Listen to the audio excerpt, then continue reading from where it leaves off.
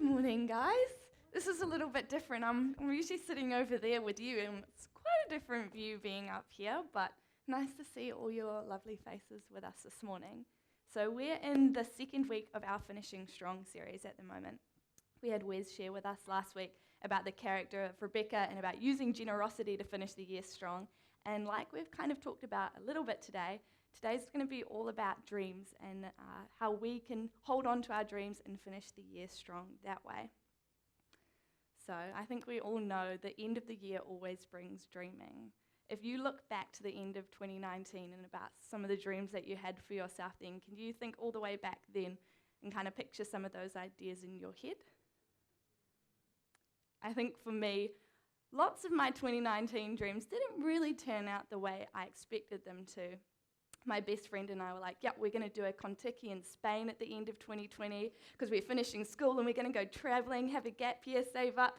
And that kind of actually ended up turning into a road trip to Whanganaki, which is still cool, but not quite the same, is it? My family also sold their house this year, which was very exciting. But we sold our house and then we couldn't really find a house that we wanted to move into. So our plan A turned into a plan B, and then it turned into a plan C. So there's a little bit of frustration and angst in that. I also, like I said before, I took a gap year this year. And my plan was that I was going to take the entire year to figure out what to do for university and what I wanted to go and study. And I'd be like applying in July. I know exactly what I wanted to do. And I can tell you that I applied last week, and I'm still not exactly sure if that's exactly what I want to be doing. But yeah, I'm sure heaps of us in this room have very similar stories, or potentially even more frustrating, to be honest.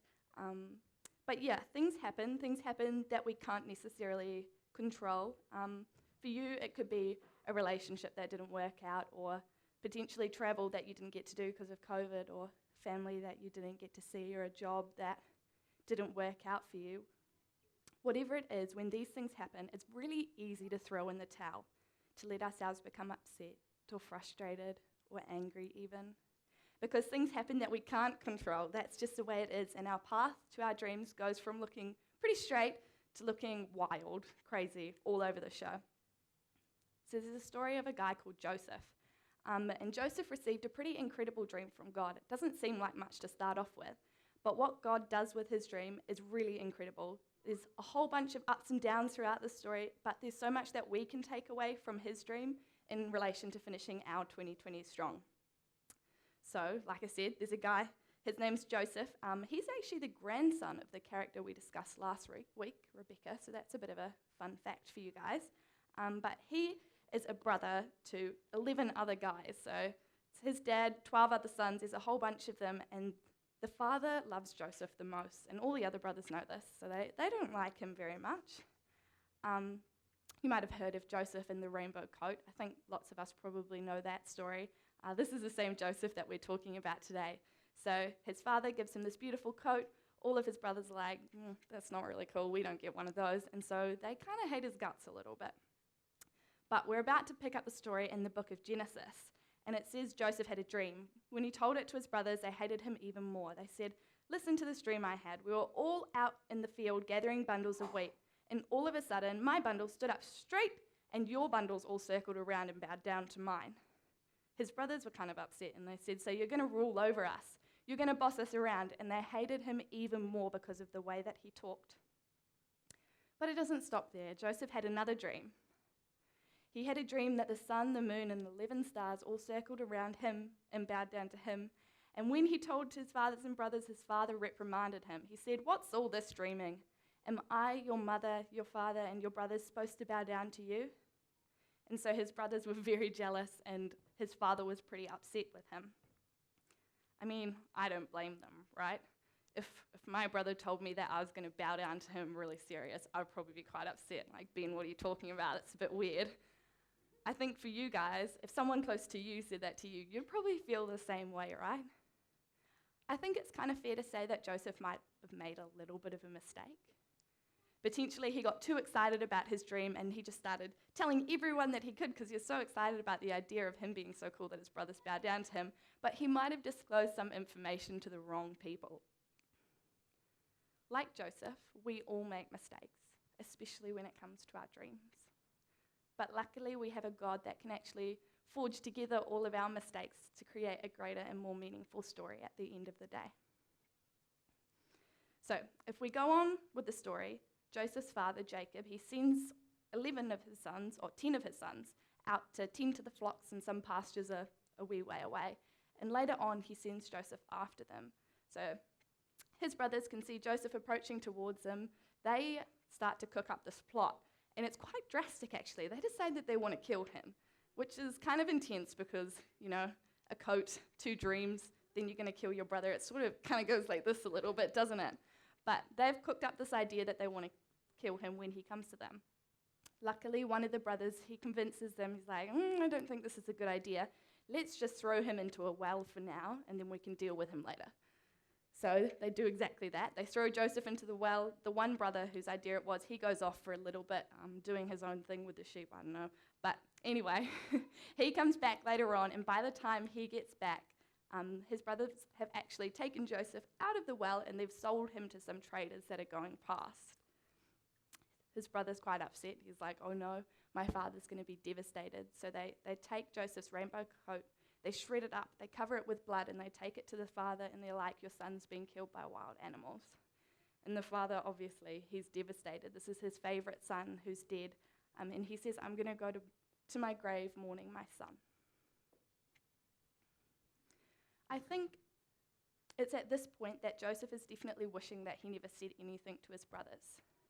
He's taken from these traders and he's sold again to become a slave in Egypt to a man named Potiphar. So because of what he said to his brothers about his dream right at the start of the story, he's now a slave in Egypt. He's never going to see his family again. He knows that his brothers hate him enough to sell him and want him dead. I mean, if you were in Joseph's shoes, do you reckon that you'd still be believing that one day your family is all going to bow down to you?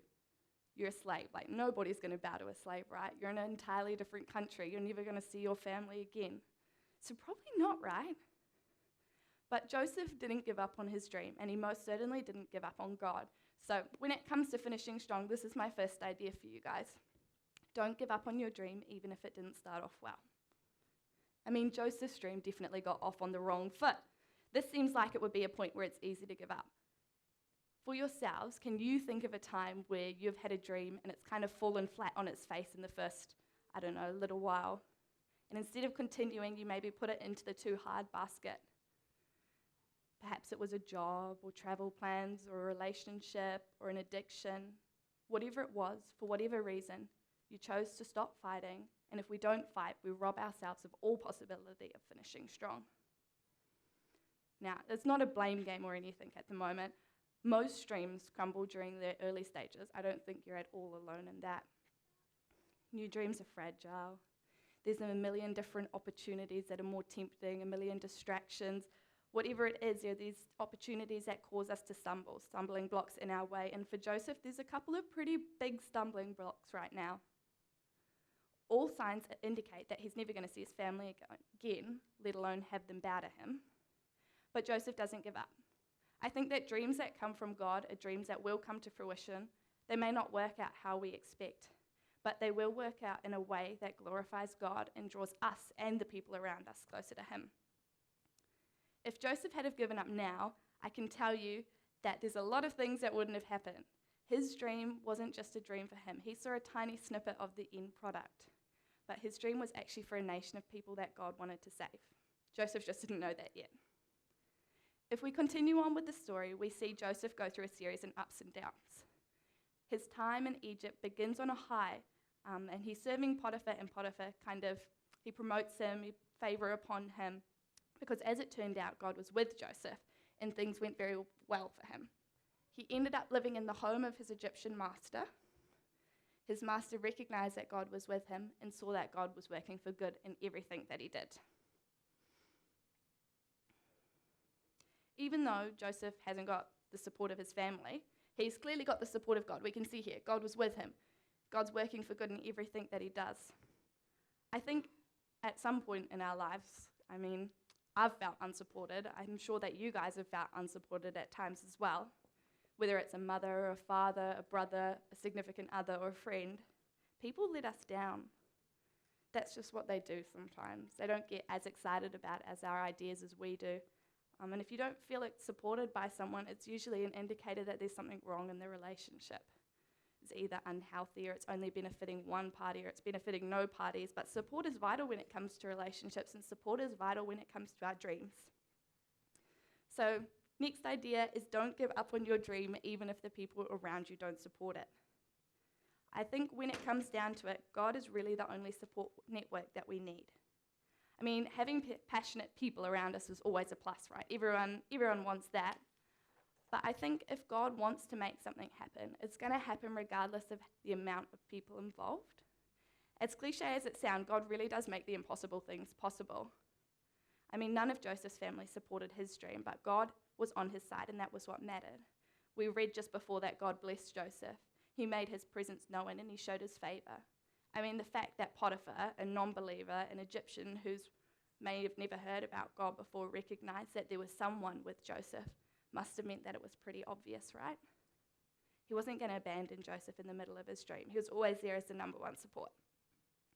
But this isn't the end of the story for Joseph. This is where we're at so far. I think so he's misunderstood by his family, hated by his brothers, he's sold into slavery, and he's living in an unknown country, but he's given favor by Potiphar.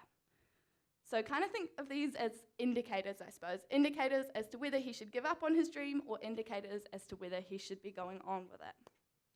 I think, to be honest, if I were Joseph, I would have given up on that very first indicator. I'm blessed with a very loving family, and if I had any inkling in the back of my mind that they weren't happy about one of my dreams, I'd probably give up on it then and there, regardless of whether they were right or not.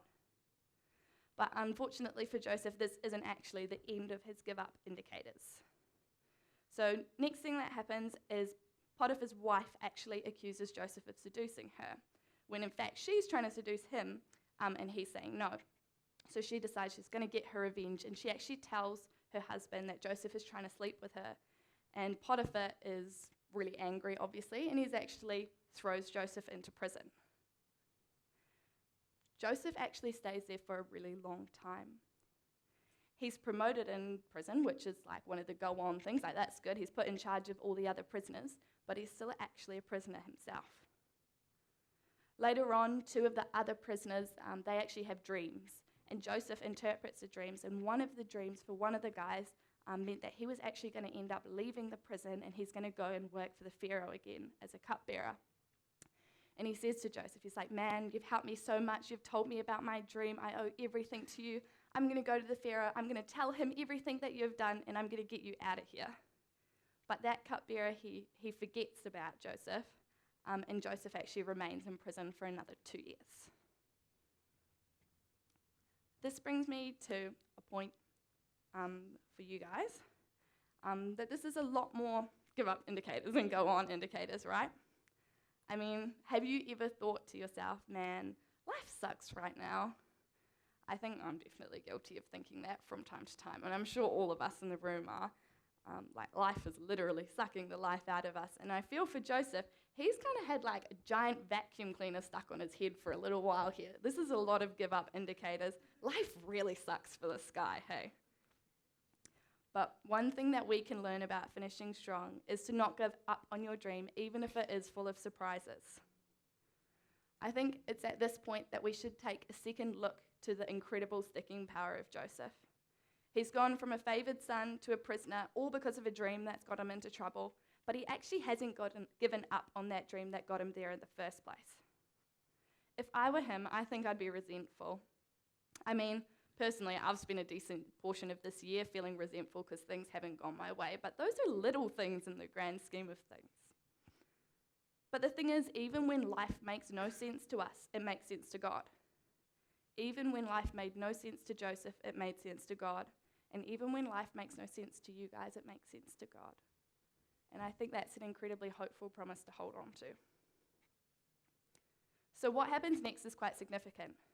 The Pharaoh of Egypt, he has a dream, a worrying one that he's unable to puzzle out. The cupbearer that Joseph helped out many years ago actually remembers Joseph at this point, 2 years later, thanks cupbearer, but he's like, okay, Pharaoh, I know this guy, he may be able to help you out. So they bring Joseph out of prison, And Pharaoh actually talks to him. He says, I dreamed a dream. Nobody can interpret it, but I've heard that just by hearing a dream, you can. Joseph replies to him, and he says, not I, but God. He points it back to God. He says, God will set Pharaoh's mind at ease. Pharaoh goes on to share not one, but two dreams. In the first, there are 7 fat and healthy cows that are grazing on a riverbank, but then 7 scrawny, sickly cows rise up out of the river and eat the first 7 healthy cows. In the second dream, Pharaoh sees 7 full and lush ears of grain, and then 7 scrawny, sickly ears of grain come out from behind, and they swallow the first 7. Joseph tells Pharaoh, God is letting Pharaoh in on what he's going to do. 7 years of plenty are on their way throughout Egypt. But on their heels will come 7 years of famine, leaving no trace of the Egyptian plenty. As the country is emptied by famine, there won't even be a scrap of the previous plenty left. The famine will be total. The fact that Pharaoh dreamed the same dream twice emphasizes God's determination to do this and to do it soon. So Pharaoh needs to look for a wise and experienced man and put him in charge of the country. Then Pharaoh needs to appoint managers throughout the country of Egypt to organize it during the years of plenty. Their job will be to collect all the food produced in the good years ahead and stockpile the grain under Pharaoh's authority, storing it in the towns for food. This grain will be held back to be used during the 7 years of famine that are coming to Egypt. This way, the country is not going to be devastated by famine.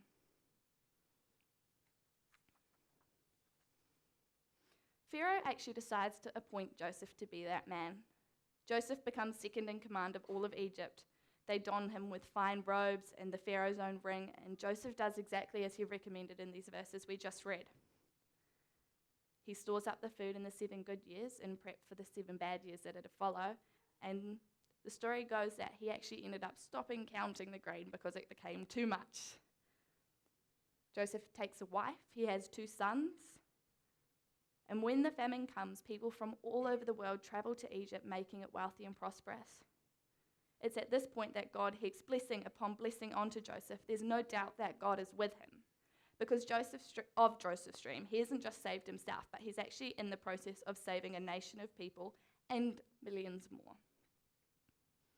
But his dream still hasn't come to fruition, right? His brothers haven't bowed down to him yet. And this brings me to my next point. Don't give up on your dream, even if it takes a long time to realize. Have you guys ever had a dream that just drags on and on? Perhaps it's weeks or months or years, or even if it isn't that length of time, it feels like it. I think we've seen how easy it is to give up at the start of a dream, and we've seen how easy it is to give up in the middle when we're not supported and when the bad surprises pop up. And now we're seeing how easy it is to give up at the end when things just seem to drag on and there's no progress in sight. Dreams are hard, that's what I'm saying. It's easy to give up when we see no progress and when we're tired of fighting, when there's no end in sight. Perhaps it could be a failing relationship, a dead-end job, piling debt, an illness. It's hard to keep going, and finishing strong seems impossible. But Joseph chooses another option. He chooses to finish strong. He doesn't just wait out to the end of his dream, but he actually, when it happens, he chooses to bless the very people that put him there in the first place. So this is what happens. Joseph's family are actually among the many to run out of food when the 7 years of famine hit. Jacob decides he's going to send his sons to Egypt to buy food to bring it back to him in Canaan.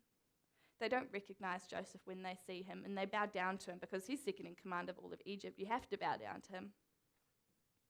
Joseph then, later on, he reveals himself to his brothers, lets them in on his real identity, and he forgives them, and he blesses them, and his family end up moving to Egypt to be with Joseph. He gives them the best land, he gives them money, he gives them food, he gives them livestock, he gives them houses, he gives them all sorts of things. Their every need is met. But historians actually estimate that it took 14 years between the time that Joseph had his dream to the time that his brothers actually bowed down to him in Egypt. I think this kind of highlights that we never know what God's timetable is going to look like. But his timetable is always much more valuable than our own. I mean, if Joseph's brothers had just bowed down to him straight away and got it over and done with when he explained the dream right at the start of the story, what was Egypt going to do later on down the track when the 7 years of famine hit? Joseph's outcome would not have been the same if his dream was hurried along. That's what I'm saying. He helped and saved a whole lot of people along the way. If you feel stuck in a dream right now, it's my encouragement to you that it's for a reason. I've had hopes and dreams myself that have taken ages to work themselves out, or I still haven't seen the end result yet. But often we don't get to know the reason. Potentially the reason is for someone else, or perhaps the reason is for us and we get to find it out. But regardless of whether we see it or not, there's always a reason behind the waiting. Regardless of whether you do see it or you don't see it, the reason is still there. God is working behind the scenes. He isn't going to leave you in the middle of the mess. He's with you to the very end, and if you ask him to, he's going to help you finish strong. Now that's the end of the story of Joseph, and we've heard it and it's cool, but what should we be doing about it? How should we be finishing strong too? I think as we're ending 2020, there are probably a lot of tired people in the room. I know I feel tired. I'm sure you guys feel tired too. 2020 has been a year that's put us all through the ringer. Everyone's been saying that. And when it comes to dreaming, it almost seems too hard, doesn't it? Like we don't want to think about what we really want and we just need to focus on what we need. I mean, forget about finish strong and just cross out that strong bit and hit finish, right? Surviving, not thriving. But I'm sure you guys know how photographs used to be developed, right? Nowadays, we just go to a warehouse stationery and we have our phone and get our photos in a few minutes. But when most of us were in school, there was a dark room or a developing room somewhere on campus. Fumbling around in a dark room isn't too much fun. It's dark, obviously. It's a bit spooky if you have the red light on in there. It smells like chemicals. It's probably a little bit cramped. And it's just not the most pleasant place to be. But the developing room is a really important place to be. Without it, you don't have your photos. You don't get to see the pictures. You don't have the memories to hold on to or the beauty to admire. So photographers head on into the developing room knowing fully what's in store for them because they know that the photos are worth it on the other side. Knowing this, I feel like the end of 2020 is a bit of a developing room season for many of us. It's hard and it's not a pleasant place to be. We sort of just want to get it over and done with, and we might be forgetting about some of the more worthwhile aspects of being within that season. But here are a few of my top tips as to how we can use this place, the developing room, to finish strong. So first things first is develop yourself during the dark times. When Joseph was in prison, I'm sure he had a lot of time to do reflecting. There are multiple people throughout his story that wronged him. His brothers did, Potiphar's wife did, the cupbearer did, all sorts of people let Joseph down. So I think Joseph had every reason to harbour unforgiveness in his heart, didn't he? He could easily choose to stay stuck in that place of bitterness and resentfulness, to stay stuck in the dark. But Joseph didn't choose to do this. He actually chose to develop himself during the dark times, and we read that this is actually what happens when Joseph finally reveals himself to his brothers. He says, "Come closer to me," Joseph said to his brothers. They came closer. "I am Joseph, your brother, whom you sold into Egypt. But don't feel badly, don't blame yourselves for selling me. God was behind it. God sent me here ahead of you to save lives." There has been a famine in the land now for 2 years. The famine will continue for 5 more, neither ploughing nor harvesting. God sent me here ahead to pave the way and make sure that there was remnant in the land to save your lives in an amazing act of deliverance. So you see, it wasn't you who sent me here, but God. He doesn't call his trials unfair or unjust. He has no anger or malice in his heart, does he? He describes this season as being an amazing act of deliverance. I don't know about you guys, but I'd find being in a completely different country, hated by my brothers, sold into slavery, put into prison, that's not an amazing act of deliverance, is it? That's just rough. That just sucks, like we said before. But Joseph switches the posture of his heart. He acknowledges a reason for his suffering that is bigger than himself. He knows that God is in the process, and throughout the whole story, we never see him complain once. Instead, he fixes his eyes on God, like Byron was telling us before, and the blessings that the season brings. he develops himself during the dark times, like one of those photographers who walk into a dark room knowing fully well what they're walking into, but thinking that the photos on the other side are worth it. Number 2 is this. Know that God can see the big picture even if you can't yet. Let me ask you this. At the very start of Joseph's story, when I was explaining his dream to you about his brothers bowing down, did you think it was important? I think that was what was more important than the actual dream itself was the way that God used it to save a nation. The actual dream and the action of Joseph's brothers bowing down to him is a tiny snippet of the overall story, isn't it? It really isn't the most important thing, but Joseph only saw that small snippet right at the very start with his dream. But God saw the whole picture. Know that God can see the big picture even if you can't yet. When I've been telling you, don't give up on your dream, you might have been thinking, but Megan, I don't have a dream. I don't know what my dream is yet. My dream isn't important. My dream is small. My dream is a bit silly or a bit weird. My dream isn't something for others, it's something for myself. I feel guilty even thinking about my dream. I don't deserve it. My dream's too big. My dream is impossible. There's no way that God can use my dream to achieve something like that.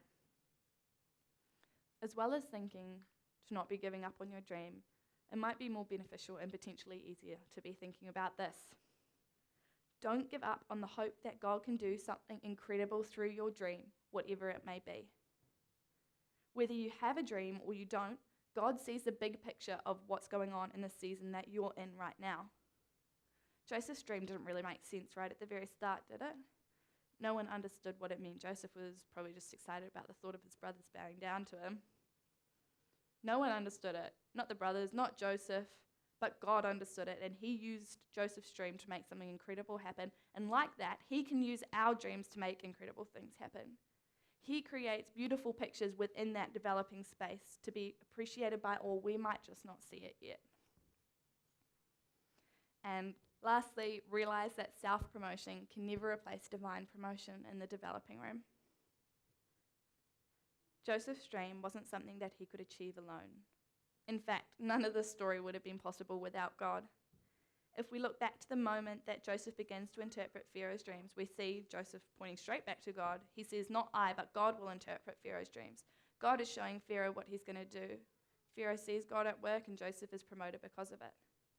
Even in Potiphar's household, it all points back to God. You know, God worked for good in all that he did. Potiphar could see God was with Joseph, and he blessed him. In prison, Joseph was promoted to be head of all of the prisoners because of his good character, which was founded on a foundation of God. None of these promotions happened on his own terms. He is promoted because of God and because of his relationship with him. God blessed Joseph throughout the season in the developing room because of Joseph's attitude. Like we mentioned before, he remained positive even in the face of adversity. I don't think he would have been able to save Egypt all on his own strength. I mean, how would a slave be able to get from a slave to second in command of all of Egypt without some kind of divine intervention happening? The fact that Joseph made it from point A to point B is pretty remarkable, and it's no coincidence at all. God had his hand over the whole process. No matter what season you're in right now, no matter the situation in your developing room, self-promotion can never replace divine promotion. The final idea I want to share with you guys today is this. When your dream is realized, it is sweeter than you can ever imagine. God's dreams for us are always bigger than we think. They're abundant. I mean, Joseph went down this wild road to a place of incredible significance on the other side, and you will too. Like Joseph, you may be feeling like you're stuck in the developing room. You might have been there for a few weeks, a few months, or a few years even. Your dreams might be feeling dim and dark and far-fetched, and I do understand. The developing room is such a hard place to be.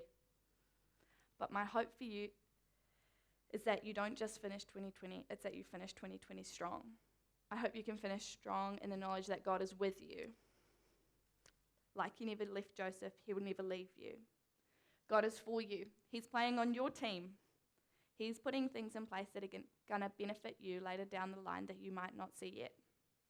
And God has more in store for you. The thing about the developing room is that it isn't a place that we're supposed to stay forever. We aren't designed to live in the dark.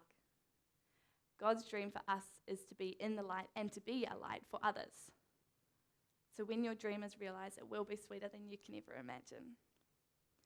As I was finishing this message, I couldn't help but think about the moment when you exit a dark room or a movie theatre, for anyone who hasn't been in a dark room or a developing room before. You go from the dark into the daylight, and the sun is so bright that it kind of hurts your eyes, and you walk around squinting for a couple of minutes because it's just so bright and you can't take it all in. I think that's what God wants for us, what he wants our dreams to be. He doesn't just want it to be good, he wants it to be overwhelmingly good. So good that we can't quite believe it. If you feel like you're in the developing room today, it's my encouragement to you that if you don't give up on your dream, there is abundant lightness and brightness on the other side. God is with you, God is for you, and God has more in store for you. Finish strong, push through, and when your dream is realized, it will be sweeter than you've ever imagined. Thanks, guys.